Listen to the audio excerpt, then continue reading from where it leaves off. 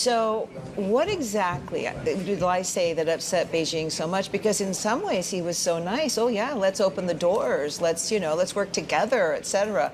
And I'm putting my tongue in cheek a little bit because I don't think they like to hear him talking about democracy and how they could join in that. Hi there. Yes, Vice President Lai is right now visiting Paraguay, and before he returns to Taiwan, he will make a stopover in San Francisco in the U.S. Despite Lai has been very low profile about his trip this time, China still showed its displeasure about Lai's Paraguay and U.S. visit.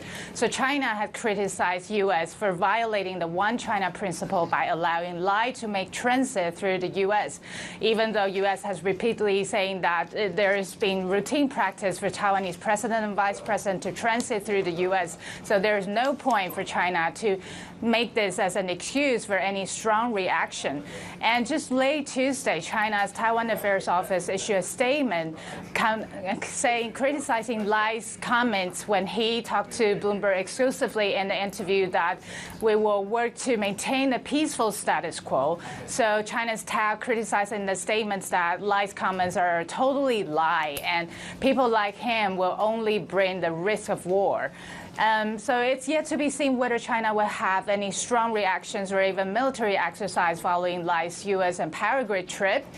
Just last week, one day before Lai leaving for this trip, China already announced a military exercise in the East China Sea. And it is widely speculated that China may have more reactions after Lai is back to Taiwan. So that's something we will keep a very close eye on.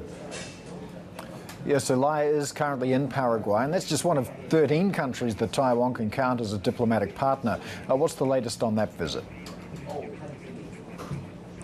Yeah, so Lai arrived on Paraguay on Monday, and on Tuesday he attended the inauguration ceremony of Paraguayan presidential-elect. Paraguay now is one of the only 13 diplomatic allies that Taiwan have, and that's the only one left in the South America. So you see that the number of Taiwan's diplomatic allies have been dwindled in recent years after China flipped a few. So the main responsibility for Lai during this trip is, of course, to deepen the bilateral ties between Taiwan and Paraguay. The ties has been lasted for over 66 years, and the Paraguay's presidential-elect also promised that his administration will continue to maintain the bilateral ties, and also that's a good opportunity for Lai to meet with the leaders from around the world.